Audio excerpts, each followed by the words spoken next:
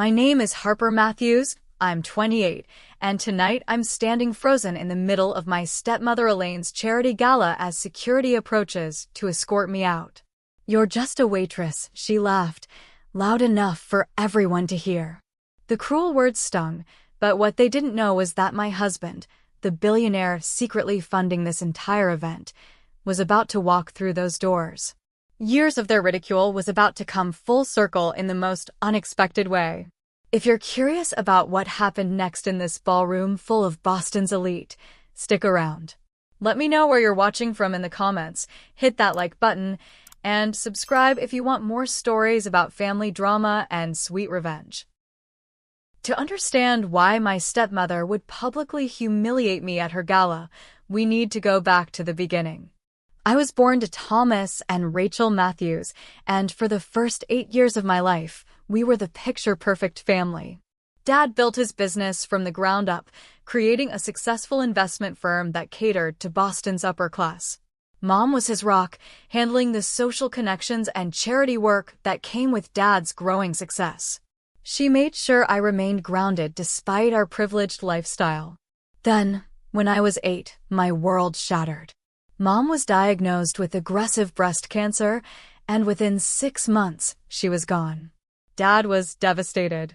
He threw himself into work, leaving me with a rotation of nannies who provided care but couldn't fill the enormous void Mom left behind.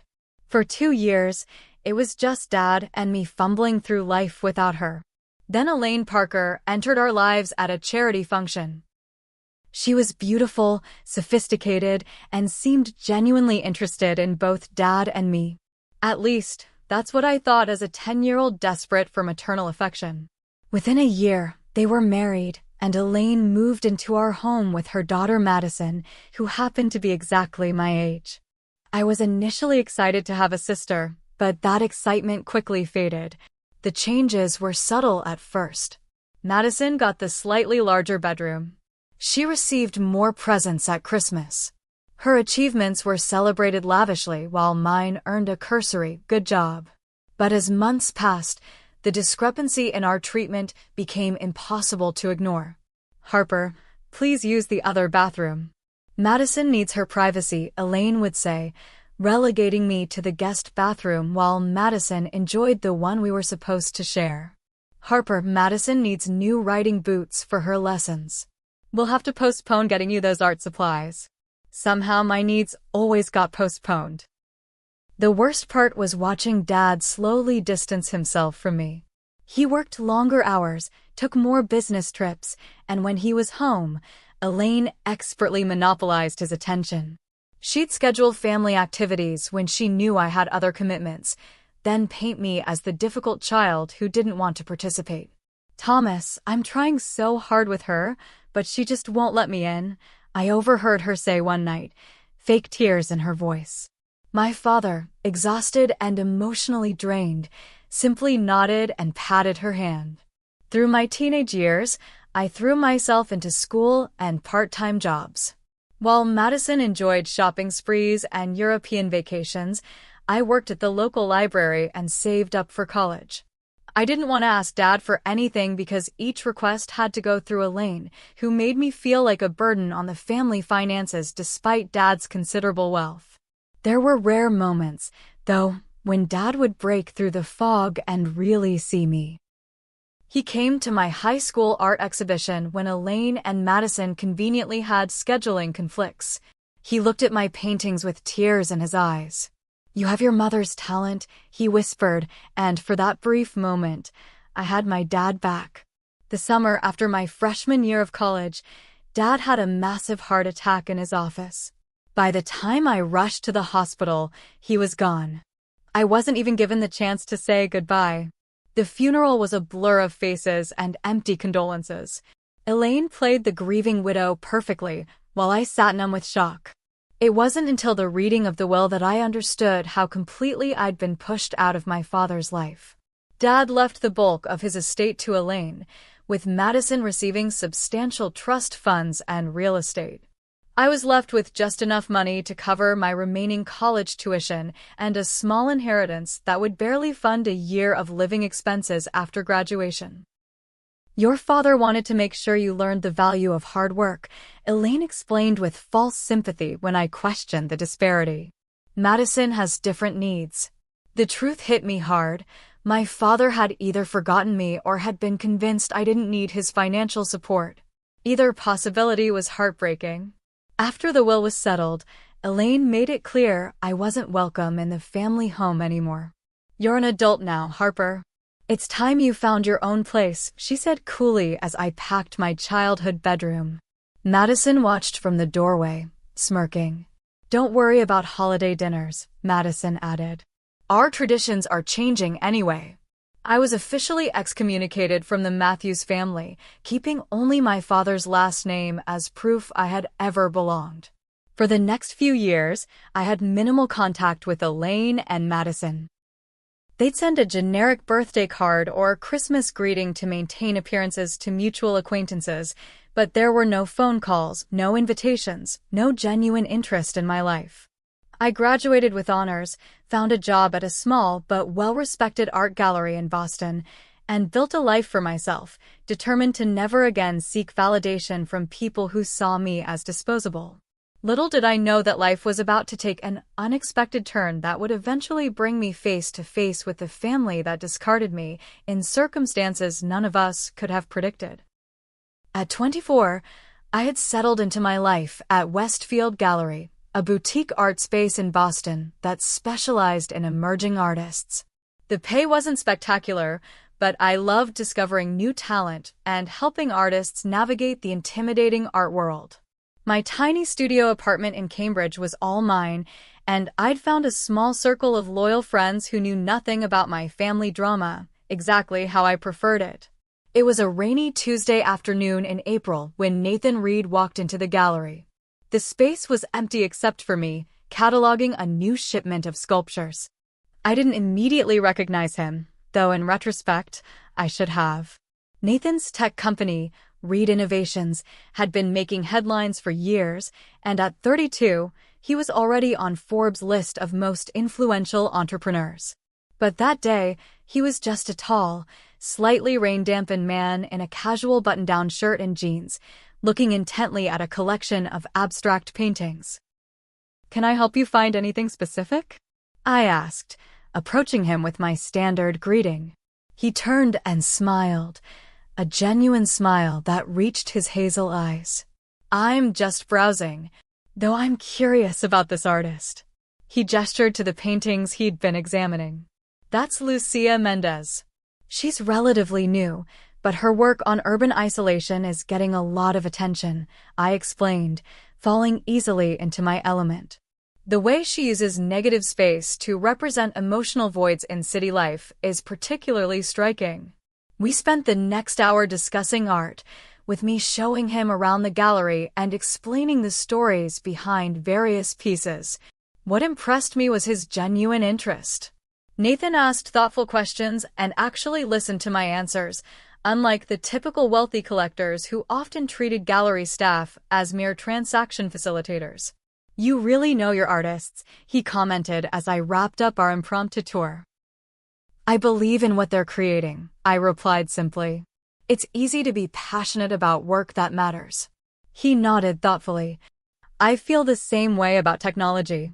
When it's designed to solve real problems, not just make money, that's when it's worth investing in." As he was leaving, he handed me his business card. "I'm interested in supporting some of these artists. Could we continue this conversation over coffee sometime?" Only when I looked at the card did I realize who I'd been talking to: Nathan Reed, CEO and founder of Reed Innovations. I tried not to let my surprise show as I agreed to coffee later that week.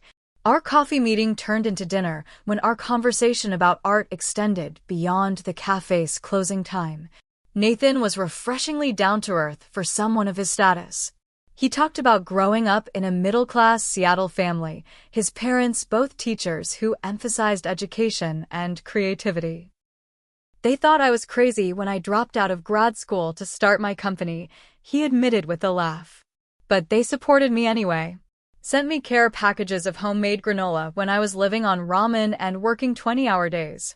I found myself sharing more than I intended to, telling him about my work, my apartment, my dreams of eventually opening my own gallery focused on therapeutic art programs for children. I carefully avoided any mention of my family situation, sticking to the present rather than my past. After that first dinner, we began seeing each other regularly. Nathan would stop by the gallery with lunch, or we'd meet after work to try new restaurants around the city. He never flaunted his wealth, often suggesting simple activities like walks along the Charles River or visits to small museum exhibitions. Money complicates things, he told me once when I asked why he lived in a modest townhouse rather than some extravagant mansion. I've seen what happens to people when they start believing they're special because of their bank accounts. I don't want to be that person. 3 months into our relationship, I still hadn't told Nathan about my family. We were sitting on his rooftop terrace one evening when he gently broached the subject. "You never talk about your family," he observed, his tone careful. "I've told you all about my parents' terrible jokes and my sister's eco-warrior lifestyle, but I know nothing about yours." I stared at my glass of wine, debating how much to share. There's not much to tell. My mom died when I was 8. My dad remarried, then he died too. My stepmother and I aren't close. Nathan didn't push, but his silence created a space that I unexpectedly wanted to fill. That night, I told him everything about Elaine's manipulation, Madison's cruelty, my father's emotional abandonment, and my eventual exclusion from the family. The hardest part isn't the money, I admitted, tears finally breaking through my carefully constructed composure. It's knowing that my father died believing I didn't need him, that somehow I wasn't worth fighting for. Nathan listened without interruption, his hand steady around mine. When I finished, he didn't offer platitudes or express pity. Instead, he said, "They failed you, Harper." Not the other way around. The simple statement broke something open inside me. For years, I'd carried the unspoken fear that perhaps I'd been unlovable, difficult, somehow deserving of being cast aside. Nathan's words began a healing process I hadn't realized I desperately needed. As our relationship deepened, Nathan never pressured me to reconnect with Elaine and Madison. He understood my need for distance and respected the boundaries I'd established. Instead, he introduced me to his own family. His warm, welcoming parents who treated me like a daughter from our first meeting, and his sister Lily who quickly became the sibling I'd always wanted. After a year together, Nathan proposed during a weekend trip to Provincetown. It wasn't an elaborate production, just the two of us walking on the beach at sunset when he stopped, took both my hands, and asked if I'd build a life with him. "I love you for your compassion, your resilience, and your ability to see beauty in places others overlook," he said, his voice steady despite the emotion in his eyes. "You've changed how I see the world, Harper. I want to face whatever comes next with you beside me." We married 2 months later in a small ceremony at Nathan's parents' home in Seattle. It was intimate, with only 30 guests, close friends, and Nathan's family. No one from my side attended because there was no one to invite.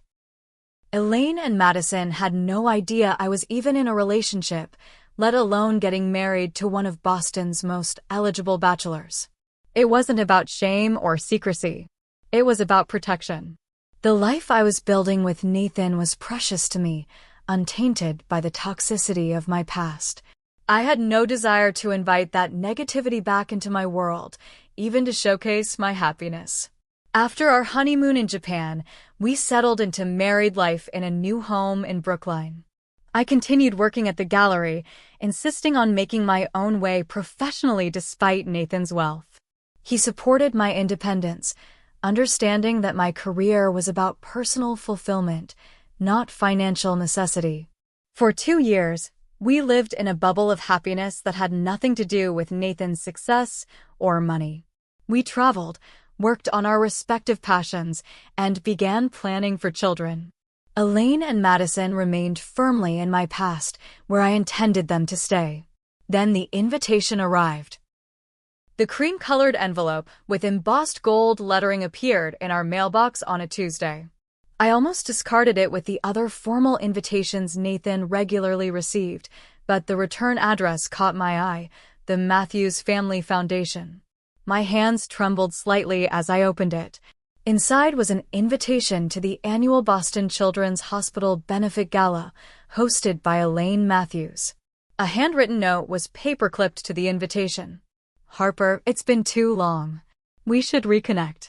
The family misses you. Elaine." I stared at the flowing script, looking for signs of sincerity and finding none. In the 2 years since I'd married Nathan, and the 6 years since my father's death, Elaine had made exactly 0 attempts to contact me. The family certainly hadn't missed me when I was struggling to pay rent during college, or when I graduated with no one in the audience to cheer for me.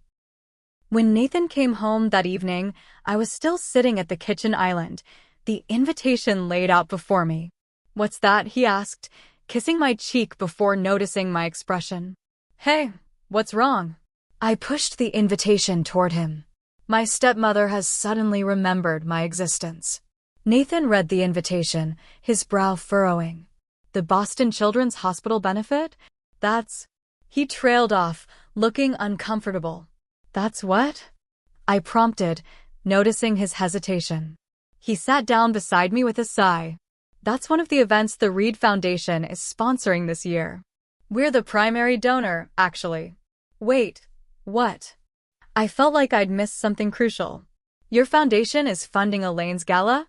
Nathan ran a hand through his hair. "I didn't know it was connected to your stepmother.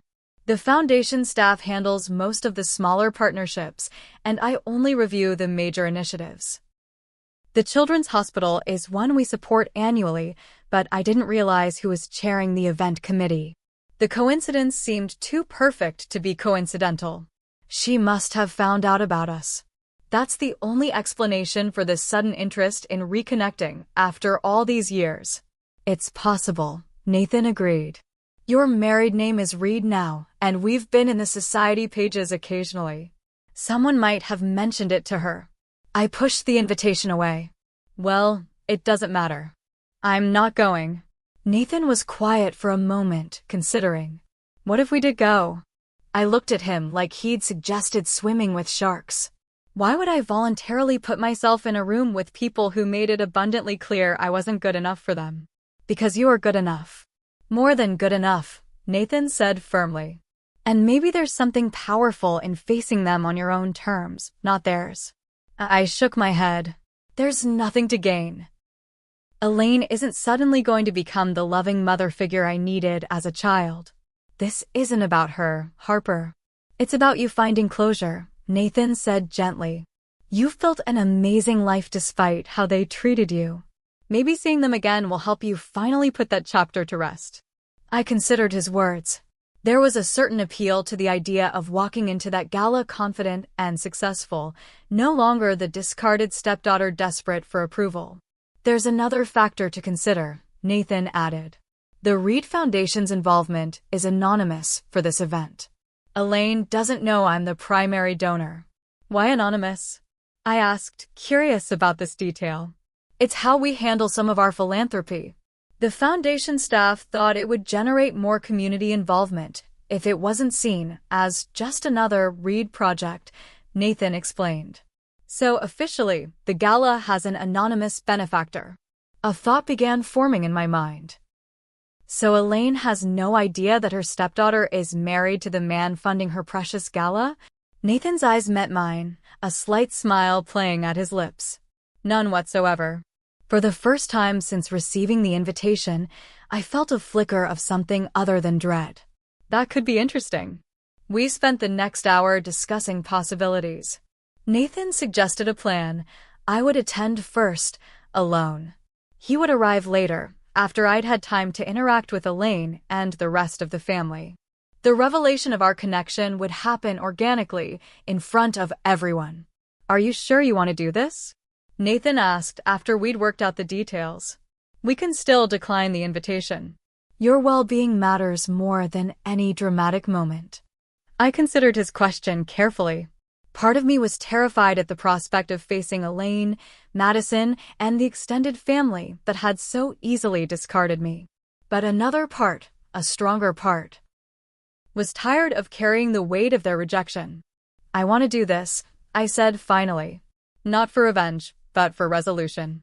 I've spent too many years letting their opinion define my worth. In the weeks leading up to the gala, I vacillated between determination and anxiety. I selected a dress, a stunning midnight blue gown from an up-and-coming designer the gallery had connections with. It was elegant without being flashy, the kind of dress that communicated quiet confidence. The night before the event, lying in bed beside Nathan, my nerves resurfaced. What if this is a mistake? What if they humiliate me again? Nathan turned to face me, his expression serious.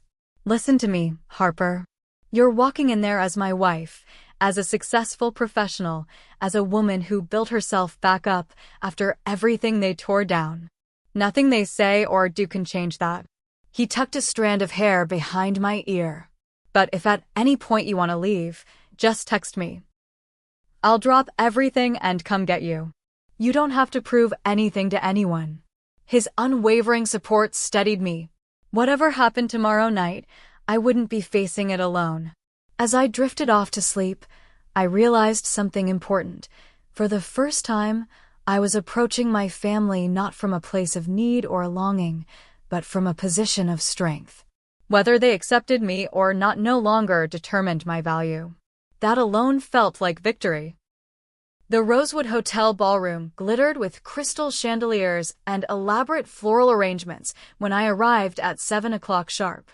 Attendants in crisp uniforms directed guests through the grand entrance, where a photographer captured arrivals against a backdrop bearing the Matthews Family Foundation logo.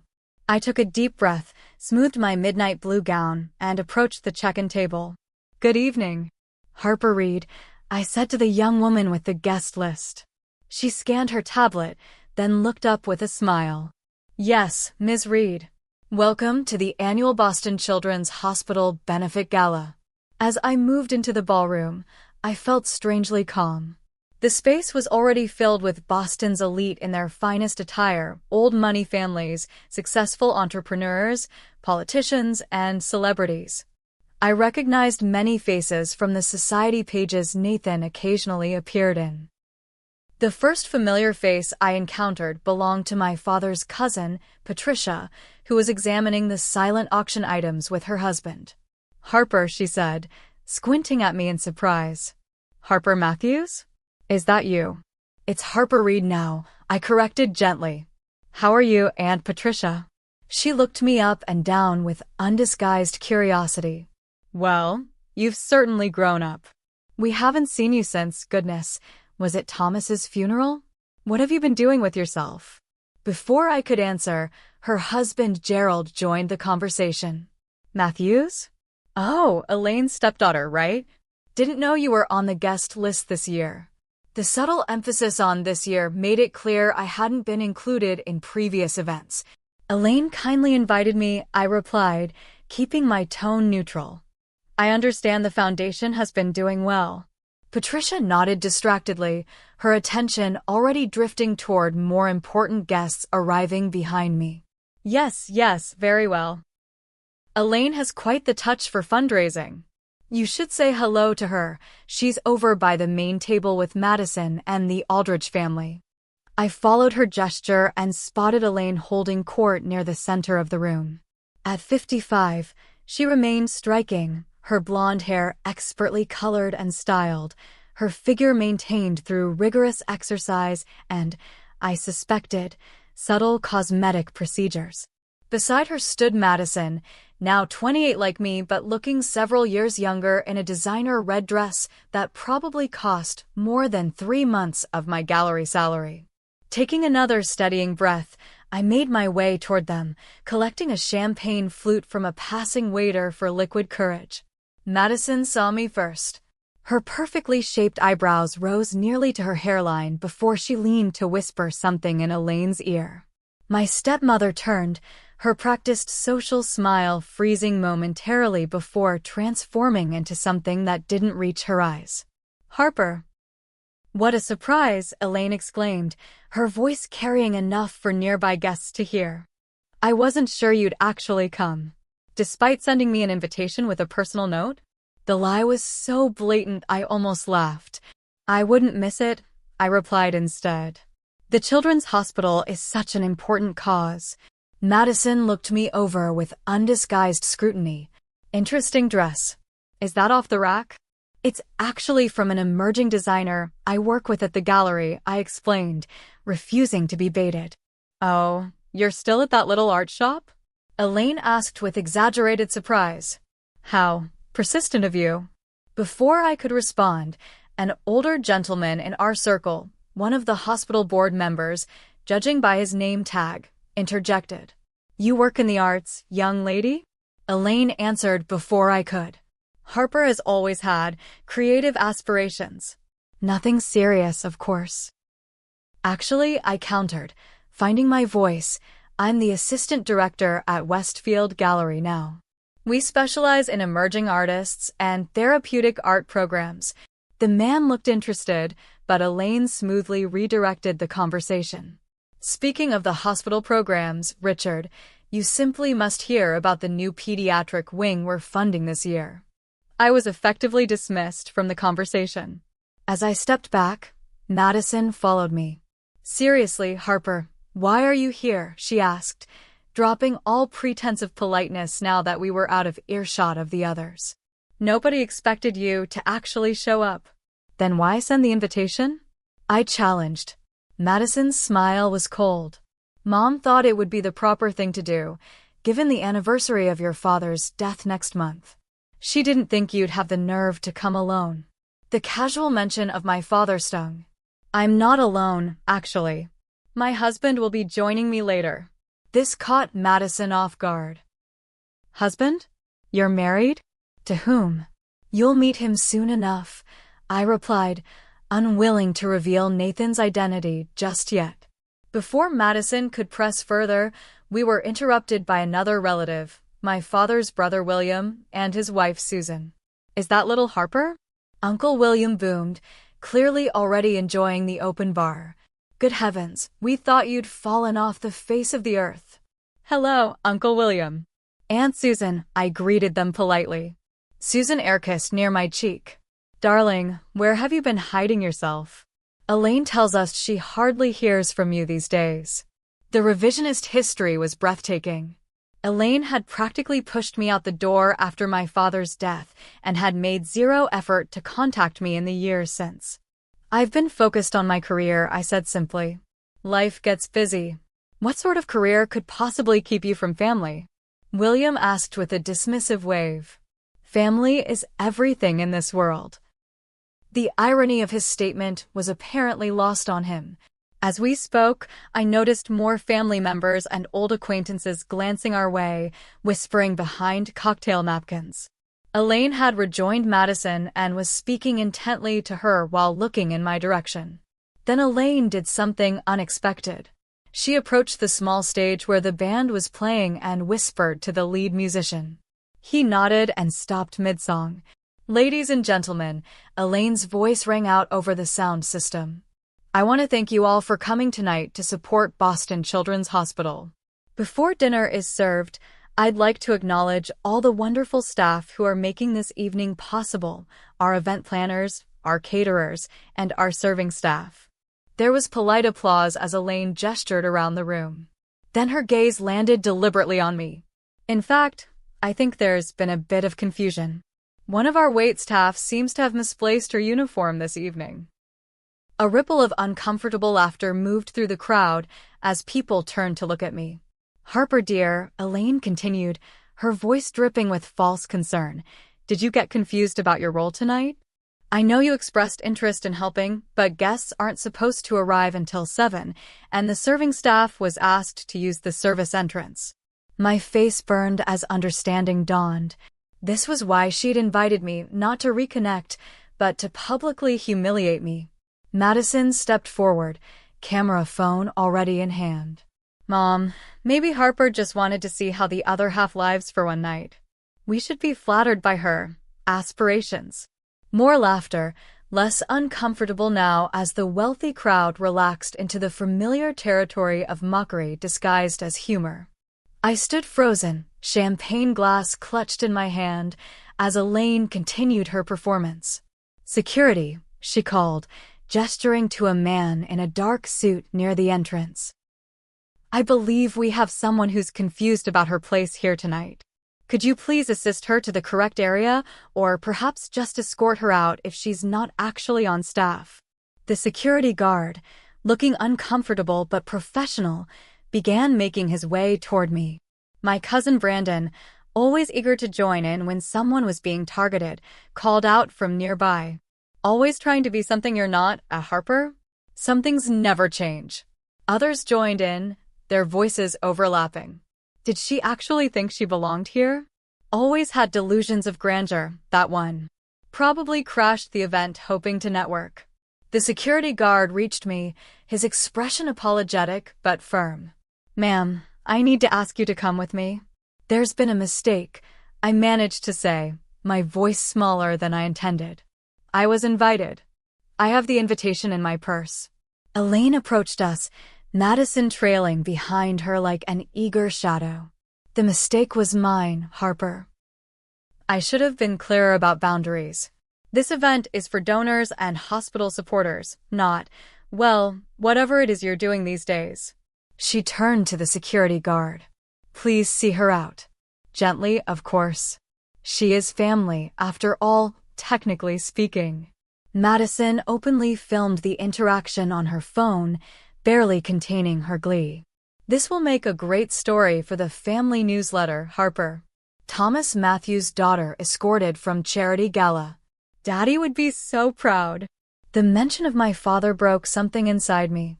I felt tears threatening, but refused to give them the satisfaction of seeing me cry. The security guard took my elbow. "Please, ma'am. Let's not make a scene." Guests were openly staring now, some with pity, others with thinly veiled amusement. I looked around at the faces of my so-called family, cousins, aunts, uncles, people who had known me since childhood, and saw not one person willing to stand up for me. As the security guard began guiding me toward the exit, I caught one last snippet of Elaine's voice addressing the curious onlookers. Family tragedy, really. Never quite found her place after her father died. We've tried to help, but some people simply don't belong in certain circles, no matter how desperately they try to force themselves in. I took one step toward the door, dignity in tatters, but determined not to break down in front of them. Then everything changed. "There must be some misunderstanding," I said to the security guard, trying to keep my voice steady. "I received a formal invitation. It's in my clutch." The guard, his name tag read Michael, looked genuinely uncomfortable. "I'm sorry, ma'am.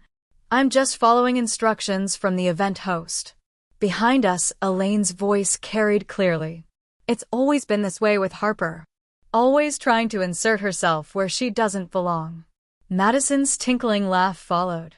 "Remember when she thought she should be included in the family portrait session for the foundation website? As if a part-time gallery assistant belongs alongside board members." I fumbled with my small evening bag, extracting the invitation with trembling fingers. "Look, here it is. I was invited." Michael glanced at the invitation, then back at Elaine, who was now walking toward us with Madison and several other family members in tow. "That's just a courtesy copy," Elaine explained smoothly to the guard. "We send them to extended family for awareness, not necessarily as actual invitations." I'm sure Harper misunderstood.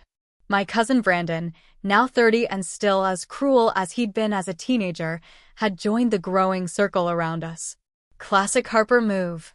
"Remember that time she showed up at grandmother's 80th birthday after specifically being told it was immediate family only?" "I was grandmother's only granddaughter by blood," I retorted, finally finding my voice. "You were the one who convinced her I shouldn't be included." Brandon shrugged, unapologetic. "You never fit in with us, Harper. Not then, not now. Some people just don't know when they're not wanted." The crowd of onlookers had grown. I recognized faces from Boston Society pages, potential donors, and hospital board members, all witnessing my humiliation. Several had their phones out. Madison wasn't the only one documenting this debacle. Please, I said to Michael, just let me stay until my husband arrives. He's on his way. Elaine laughed loudly at this. Husband? Oh, Harper. There's no need to invent a fictional spouse to save face. I'm not inventing anything, I insisted, anger beginning to override embarrassment. His name is… Harper. Elaine cut me off sharply. This is beneath even you. Crashing a charity gala is one thing, but lying about being married? That's just sad. Madison scrolled through her phone, then held it up triumphantly. I've been following your Instagram, Harper. There's not a single post about a husband or even a boyfriend. Just sad little pictures of art gallery openings and your studio apartment. I felt sick realizing Madison had been stalking my social media. I deliberately kept my relationship with Nathan off social platforms, not out of shame, but because we both valued our privacy. Not everything in my life is posted online, I said tightly. Convenient excuse, Madison smirked. So, where is this mystery husband? Running late? Or maybe he doesn't exist at all. I checked my watch. Nathan would be arriving in about 15 minutes, according to our plan. If I could just stall until then. But Elaine had clearly decided the entertainment had gone on long enough. Michael, please escort Ms. Matthews out now.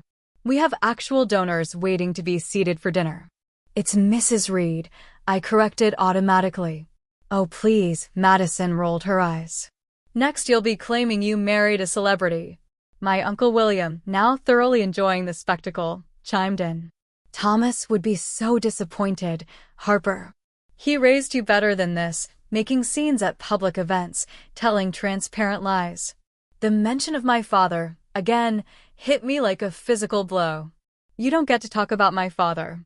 None of you do. You all stood by while Elaine systematically erased me from his life. A hush fell over the immediate crowd. Elaine's expression hardened. That's quite enough, she hissed, dropping the pleasant hostess facade. You always were an ungrateful, difficult child. Thomas did everything for you, and it was never enough. Everything? I laughed incredulously, no longer caring about making a scene. He left me with barely enough money for college tuition, while Madison got trust funds and real estate. Because Madison appreciated what she was given. Elaine snapped. You were always so determined to prove your independence, to reject the family's help and connections. What help?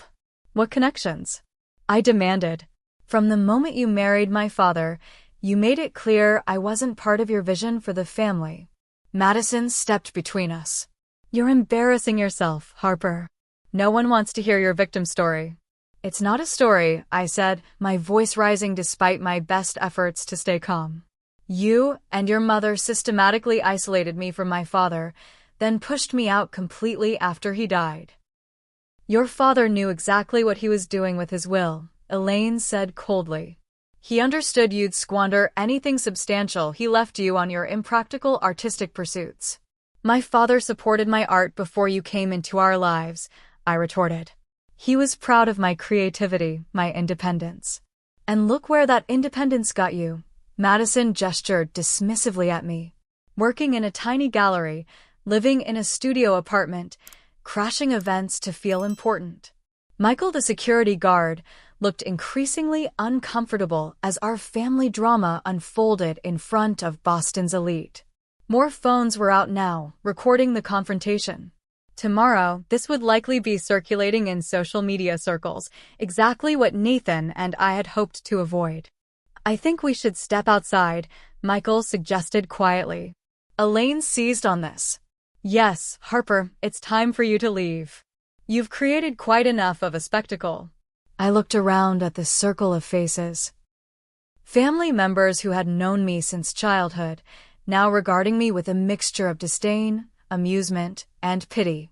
Not one of them was willing to stand up for me, to acknowledge the truth of what had happened after my father died. In that moment, I realized Nathan had been right about one thing. I needed closure. But closure didn't mean their acceptance or approval. It meant finally accepting that these people were never going to be the family I deserved. Fine, I said, straightening my shoulders. I'll go. I turned toward the exit, dignity intact despite everything. As Michael gently guided me toward the door, I heard Madison's voice behind me. "Don't forget to return that dress to whatever discount rack you found it on." Laughter rippled through the group, and I felt my cheeks burning. Just a few more steps to the door, and I could escape this nightmare. I glanced at my watch again. Nathan would be arriving any minute, but suddenly I wasn't sure I wanted him to witness this humiliation. I reached for my phone to text him to meet me outside instead, when the ballroom doors swung open. Nathan Reed stood in the doorway, a commanding presence in his tailored tuxedo. At 6'2" with broad shoulders and confident posture, he naturally drew attention even before people recognized who he was. Tonight, he looked every inch the successful tech mogul, poised, powerful, and completely out of place in my family drama. His eyes scanned the room, landing on the unusual spectacle near the center, me, with a security guard's hand still on my elbow, surrounded by Elaine, Madison, and a circle of onlookers with their phones raised. "Harper," he called, his voice cutting through the murmurs of the crowd. The room went quiet as Nathan strode purposefully across the ballroom. I watched recognition dawn on the faces around me, first confusion, then shock. Nathan Reed wasn't just any businessman. He was one of Boston's most influential entrepreneurs and philanthropists. The security guard, Michael, immediately dropped his hand from my arm, straightening his posture. "Sir, there seems to be some confusion." "Harper, what's going on?" Nathan asked, ignoring Michael and taking my hands in his. Before I could answer, Elaine stepped forward, her social mask firmly back in place. "Mr. Reed, what an unexpected honor. I don't believe we've been formally introduced. I'm Elaine Matthews, chair of the foundation hosting tonight's gala." Nathan turned to her, his expression coolly professional. "Mrs. Matthews, I know exactly who you are." Something in his tone made Elaine falter slightly. Well, yes. We're so pleased you could join us tonight. Though I'm afraid we were just dealing with a small situation. My wife appears to be surrounded by security and being filmed without her consent," Nathan interrupted, his voice level but firm. "That's the situation I'm concerned about." The word wife landed like a bomb in the silent ballroom. Madison's mouth actually fell open, her phone still recording, but now hanging limply at her side. "Wife?" Elaine repeated, looking rapidly between Nathan and me. "I'm sorry, there must be some mistake. Harper is my stepdaughter, but she's not. We've been married for 2 years, Nathan stated flatly. Though given the reception she's receiving, I understand why she's kept her connection to the Matthews family private from our social circle." The implications of his statement weren't lost on anyone in earshot. Nathan Reed, whose social circle included governors, senators, and international business leaders, found the Matthews family lacking, not the other way around. Madison recovered first, stepping forward with a completely transformed expression. "Harper, you should have told us." Her voice dripped with sudden sweetness. "What an amazing surprise." She moved as if to hug me, but Nathan subtly shifted his position, creating a barrier between us. "Interesting," he commented, glancing at the phone still in her hand. "You were filming my wife's humiliation moments ago, and now you want to embrace her?" Madison had the grace to look embarrassed, quickly tucking her phone away. Uncle William pushed forward, hand extended toward Nathan. "William Matthews, Thomas's brother. Wonderful to meet you, Nathan. We've followed your success with great interest." Nathan ignored the outstretched hand. "Have you? That's surprising, considering you haven't shown interest in Thomas's daughter for years." The growing crowd shifted uncomfortably. Public confrontations weren't the norm at these polished charity events, particularly not from someone of Nathan's stature. Elaine, ever the skilled social navigator, tried again. "There's clearly been a terrible misunderstanding. Harper is, of course, a beloved member of our family. We had no idea she'd married, well, someone of your prominence, Mr. Reed. And that's exactly the problem, isn't it, Mrs. Matthews? Nathan replied. Harper's value to you depends entirely on her connections and status, not on who she is as a person. By now, the entire ballroom was watching our exchange. The band had stopped playing, and even the catering staff had paused their dinner preparations. I think perhaps we should continue this conversation privately, Elaine suggested, casting nervous glances at the attentive audience. I disagree, Nathan said calmly. I think this is exactly the right setting for honesty, given what just transpired. He turned to address the wider crowd. For those who don't know me, I'm Nathan Reed, founder of Reed Innovations and the Reed Foundation. Murmurs rippled through the audience at this confirmation. What many of you may not know is that the Reed Foundation is the anonymous benefactor behind tonight's event. Gasps and whispers erupted around us. Elaine's face drained of color. That's right, Nathan continued. My foundation provided the matching grant that made this gala possible, with the stipulation of anonymity because we believed in the cause, not the recognition. He turned back to Elaine. Imagine my surprise when my wife received an invitation from her estranged stepmother, who chairs the committee for an event my foundation is funding. An invitation that, it seems, was extended only so she could be publicly humiliated. That's not true, Elaine protested weakly. There's been a misunderstanding. I heard everything, Mrs. Matthews. Nathan cut her off. As did many others in this room. You called my wife waitstaff, suggested she crashed the event, and encouraged security to remove her while your daughter filmed it all for your entertainment.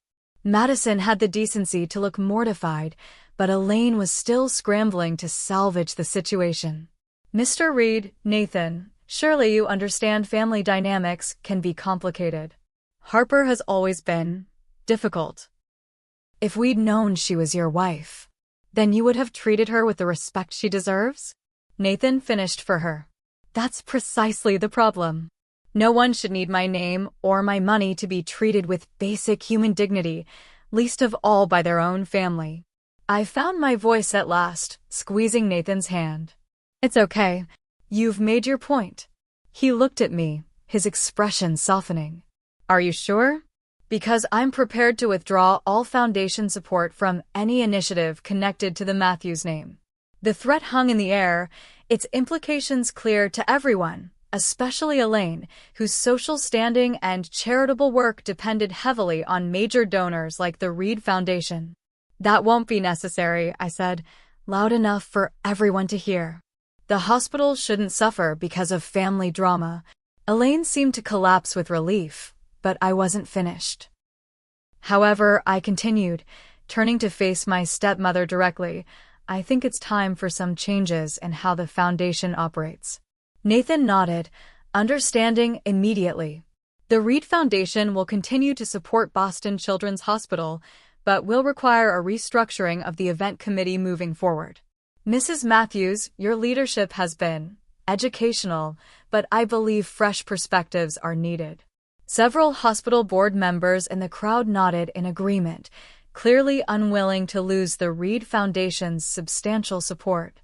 Elaine's carefully constructed facade cracked completely. You can't do that. The Matthews Family Foundation has chaired this event for 15 years. The Matthews Family Foundation exists because of my father's hard work, I reminded her. Work that I was systematically excluded from after his death. Consider this long overdue course correction. Madison stepped forward, desperation evident in her expression. Harper, be reasonable. We're family. No, I interrupted firmly. We're not. Family doesn't humiliate each other for sport. Family doesn't erase someone's existence when it's inconvenient. What we are is people who share a legal connection through my father, nothing more. The brutal honesty of my statement silenced her. For perhaps the first time in her life, Madison had no clever retort. One by one, relatives who had been eager to join in my humiliation moments before approached with awkward apologies and sudden reminiscences about how they'd always admired my independence.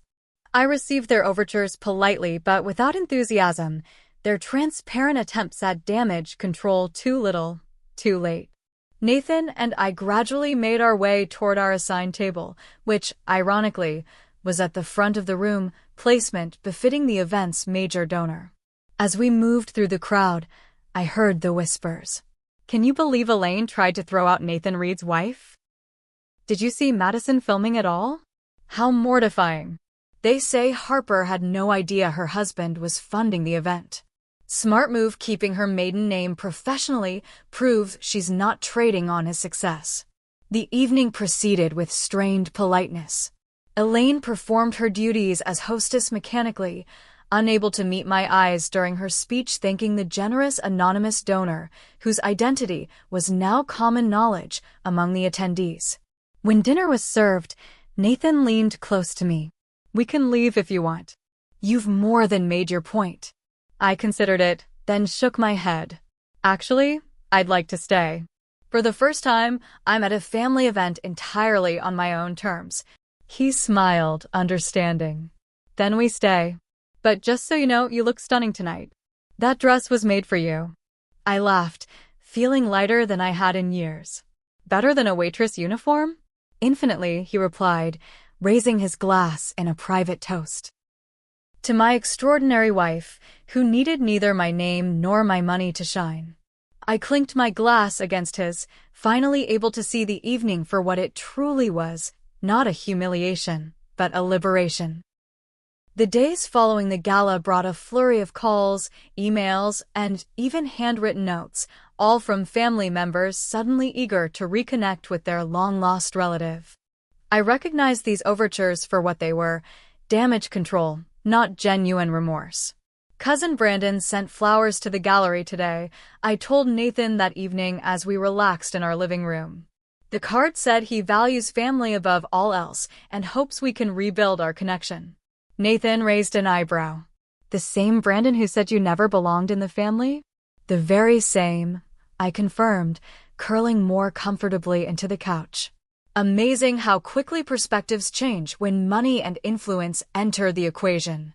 What did you do with the flowers? Nathan asked. Donated them to the children's ward at the hospital, I replied. Seemed fitting.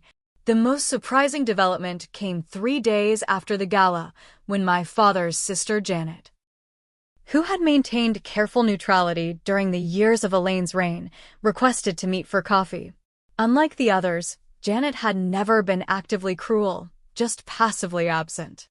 I agreed to meet her at a quiet cafe near the gallery. She arrived looking nervous, clutching her purse like a shield. Thank you for seeing me, Harper, she began after ordering her coffee. I owe you an apology, one that has nothing to do with your husband or his position. I waited, curious about where this was going.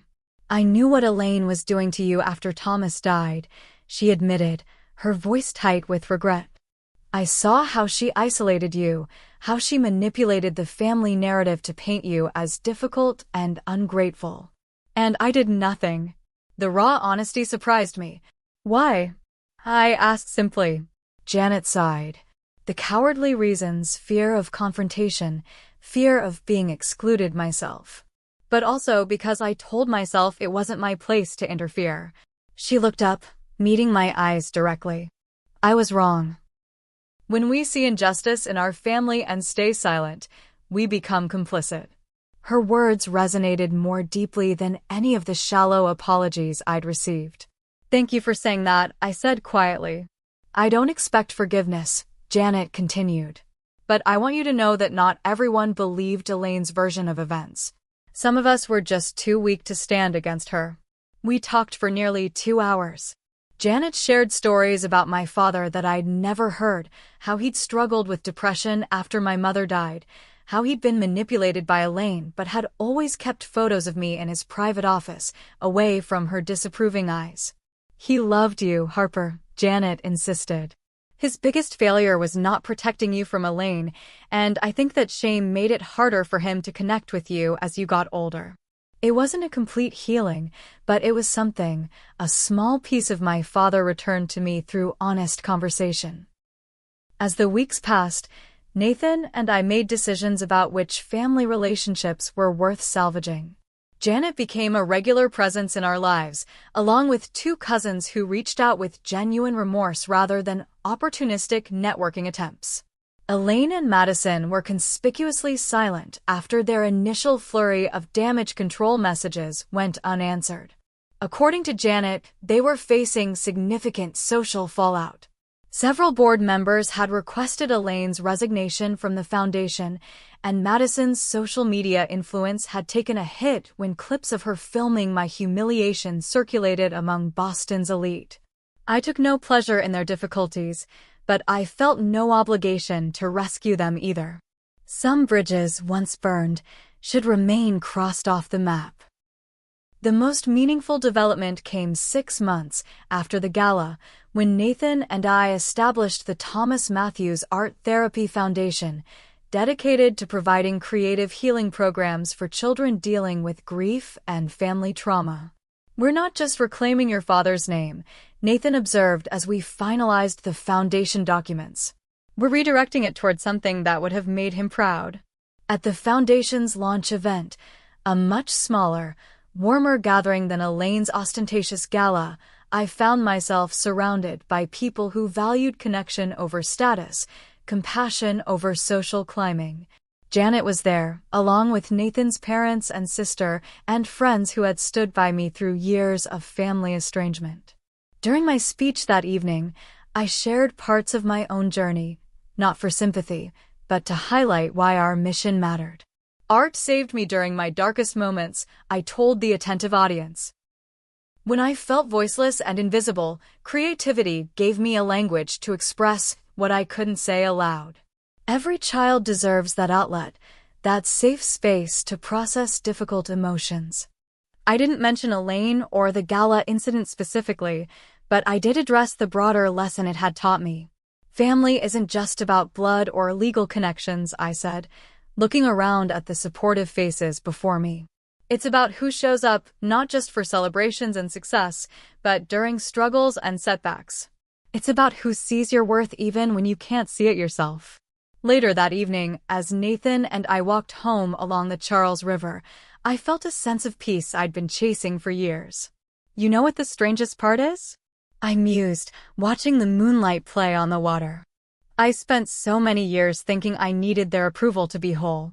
I thought if I could just make them see my worth, I'd finally feel complete. And now?" Nathan prompted gently. I smiled, squeezing his hand. "Now I realize I was already whole. Their approval or disapproval doesn't define me, it never did. I just needed to believe that myself." Nathan stopped walking and turned to face me. "I've always believed it. From that first day in the gallery when you spent an hour educating me about emerging artists without having any idea who I was or what I was worth." "You mean when I was just doing my job?" I teased. "You were doing much more than a job," he corrected. "You were championing other artists' work with such genuine passion that I couldn't help falling a little bit in love with you right then." We continued our walk in comfortable silence, the city lights reflecting on the river beside us. I thought about the long journey from that broken-hearted teenager being pushed out of her family home to the woman I was now, strong, loved, and finally free from the weight of seeking validation from those who were incapable of giving it. The gala confrontation hadn't given me the family I'd longed for as a child. Instead, it had given me something more valuable, the freedom to create my own definition of family, to build connections based on mutual respect rather than obligation or status. If you're watching this and struggling with family rejection or conditional love, please know that your worth isn't determined by those who fail to see it. Sometimes the family we create for ourselves, through friendships, marriage, mentorship, can heal the wounds left by the family we were born into. Don't give up on finding your people, the ones who will value you for exactly who you are. I'd love to hear your thoughts in the comments below. Have you ever had to stand up to family members who tried to diminish you? Or have you found your chosen family more supportive than your biological one? Share your experiences, like this video if it resonated with you, subscribe for more stories about overcoming family challenges, and remember, Sometimes the greatest act of self-love is walking away from those who can't love you properly, even when they share your name. Thank you for listening to my story. May you find the courage to define your own worth, independent of anyone else's assessment. The freedom on the other side is worth every difficult step of the journey.